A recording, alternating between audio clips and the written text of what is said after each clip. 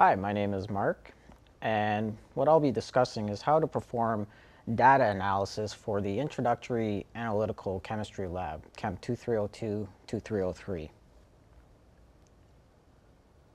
So some of the topics that I'm going to go over is how to construct a calibration curve, how to perform least squares analysis using Excel's Linus function, how to propagate your uncertainty in your X value or your unknown concentration using your standard calibration curve. I'll also go over the analysis report, how to fill one out, and so when it's submitted, you'll get a good mark when it's marked by your TA. And then I'll just finally go over some additional information that will be of use to you throughout the course of the term.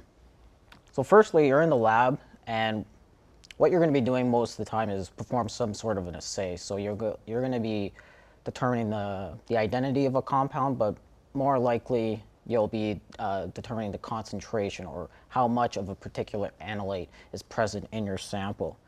And throughout the course of the semester, you will be using a wide variety of analytical instrumentation in order to be able to perform that assay. And you'll be collecting a large amount of data, which is nothing more than just some measured physical property of your analyte. And that's pretty much what's going to be going on in the lab, but this presentation is just going to focus mainly on what happens outside of the lab. So it's going to involve the data analysis, what you do with that collected data.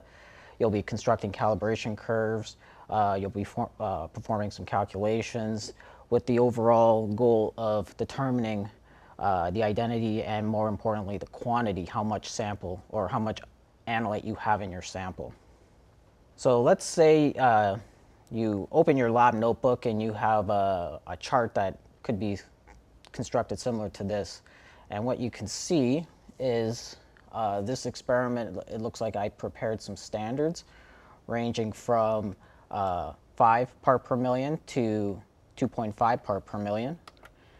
And that's on the left-hand side. On the right-hand side is a measure of detector response. I have absorbance here, so what was probably used was a spectrophotometer to measure some physical quantity of the analyte, in this case absorption. I also have 3 unknowns prepared. This is referring, I guess, when you first get into the lab, you'll have a sample vial containing your analyte that you do not know the concentration of. And I have here a 10-fold dilution, which means I probably performed a dilution of this original unknown into a more diluted form, which would be then introduced to the instrument. So what we're going to do with that data is first construct a calibration curve. And a calibration curve is nothing more than a plot of your detector response versus the concentration of your analyte. That detector response is just simply measuring your physical quantity of your analyte versus that concentration. And you should have a calibration curve should look somewhat like this. So basically what I have right here. So it should be nice and linear. And if it is linear, it can be expressed using the equation of a line, y equals mx plus b, where y is your detector response, b is your intercept, m is your slope, and x is your concentration. Now, are you going to get a nice calibration curve where you'll have all your points nicely lined up perfectly in a straight line? And the answer is probably no. It's going to look something like this. So you won't have all your points nicely lined up perfectly. They will be a little bit scattered, and the reason for that is that there's going to be uncertainties and variations in your detector response. So what we do is we're going to perform the method of least squares, a linear regression statistical analysis, where we construct a line of best fit through those scattered points. So you can see this is the line of best fit. Some points are closer than others, but this is typically what you would have when you construct a calibration curve. So let's get started on constructing a calibration curve, how to perform the method of least squares using the Linus function, and then perform some error propagation of your unknown. So I'll just load up an Excel file, and I'll just zoom in so you can see what is being done here. So what you can see here is just simply my X and Y values that I had in that previous slide, what I had in my notebook. So my standards, the absorbance or detector response for those standards, those three diluted unknowns, and the absorbance that was measured for those. So the first thing I'm going to do is I'm going to construct that calibration curve. So you can go to the Insert tab, you can click on the icon Scatter, and select, I guess, the scatter with only markers, no line. I'll just move this aside, and you can either right-click on the chart, or you can select the icon Select Data, and we're going to add a series. So just click on Add Series, and on the bar that asks for your series X values, click on the tab and select or highlight your X values. So in this case, my standards. Click on the tab and then do the same thing for your Y values. Just highlighting the absorbance values, not including the unknowns, just the standards. And there we go. Click OK, OK, and now we have our calibration curve of just our plotted points. We can add a tread line or our line of best fit. You can just right click on the points, select Add Tread Line, make sure it's selected on linear. I'll make the curve a little thicker so you can see. And there we go. We have our line of best fit. You can see that the points are not going exact or not lining up perfectly with that line. So this is our line of best fit. So from this line, we can then calculate the concentration of our unknown. But first, we need to have some information such as the equation of a line. What is your slope? What is your intercept? So that is what the Linus output function is going to be. So I'll just zoom in. Right here, on this chart right here. So these 6 cells are going to give us the value on the slope and the intercept for the line of best fit, give us the error, as well as the R² value and the error or the uncertainty of your Y value. So you're going to highlight these 6 cells, and then in the formula bar, just type in Linus, L-I-N-E-S-T, and you can open bracket and select those Y values you want to include, so just the standards, comma, and then select your X values, comma, type true, comma, true. Close the bracket, and then you can hit Control, Shift, and Enter, and it gives you the information that you want here. So we have the value of the slope, we have the value of the intercept, the errors of those slope and the intercept, the R² value, and the error on Y. And this is referring to this line of best fit. You can also just right-click on the tread line, and you can select on Display Equation on Chart and Display R² value on the chart. And you can also get your equation of the line. So you got your slope, which is the same as the what you calculated here using Linus, and you got the intercept here, which was referring to the intercept here. So now you have the information to perform the calculation to determine the concentration of your unknown. So you're using the equation of a line. So if you're going to use y equal to mx plus b, we want to solve for x. So let's isolate for that. It's just simply going to be x is equal to y minus the intercept over the slope. So we can just simply put this formula into this cell. So what I can do here is you can hit Enter,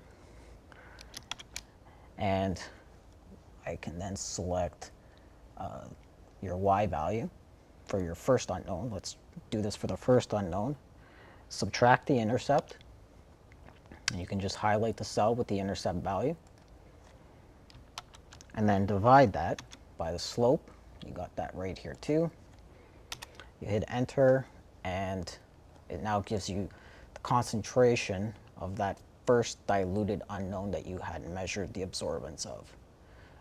You can repeat this process for the other two unknowns, but what I'm going to do is just to speed things up. Let's do a little neat trick using Excel. So if you're not familiar with some of the features that you can do with Excel, make sure you familiarize yourself with it, as things can go a lot quicker. I'll just simply scroll down and I have the concentration now, the calculate concentration for all three unknowns that were diluted tenfold. So the first unknown, 1.27 part per million. Unknown number 2, 1.24, and the third unknown, 1.25. So we now have that information. We want to now calculate the original concentration of the unknown. So there's a big difference between the working unknown and your diluted unknown. Your working unknown is what you diluted.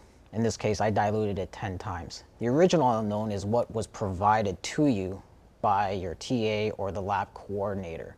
Now, when we want to know what the concentration of an unknown analyte in your sample is, we want to know of that sample that we provided to you. So any work that you had to do to that sample to introduce it to the instrument for measurement, you're going to have to take that into account. So in this case, I did a tenfold dilution. I have the calculation shown here. We just calculated the final concentration. That is our C2, 1.27 part per million. If I did a tenfold dilution, let's say I took 10 mils of my original sample, that's my V1, and then diluted it to 100 mils. So that's my V2. So I have V1, C2, V2. I just need C1. Just simply use that the equation C1 V1 equal to C2 V2. And you can see, since it's a tenfold dilution, your final value is going to be 12.7 part per million. So just to show that on Excel again, you can use it on this cell right here. So original unknown. Right here, what I had placed here was the working unknown or the diluted unknown. Let's find out what it is for the original. You can just simply place in equals. It's going to be C2, which I already calculated here, times V2, which is, in this case, 100 mils, and then divided by your V1, which was 10 mils. And there it is, tenfold dilution. So when you backtrack for your original concentration, it's going to be 10 times concentrated, 12.7 part per million. And you can just do this neat trick and you can now get the concentration of your second unknown and your third unknown. Now you're going to need these three values when you prepare your analysis report.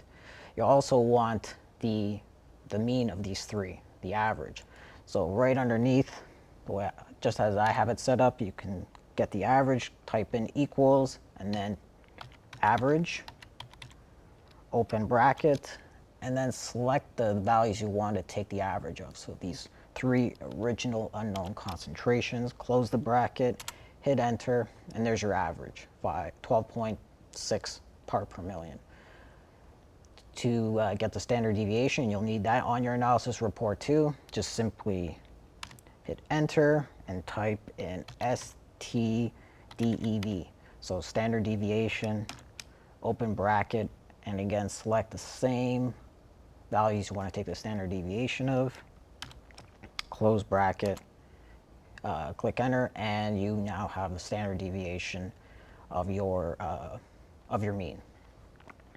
So you have the three, you've calculated the unknown of the concentration of your unknown of the original sample. You got the average and the standard deviation.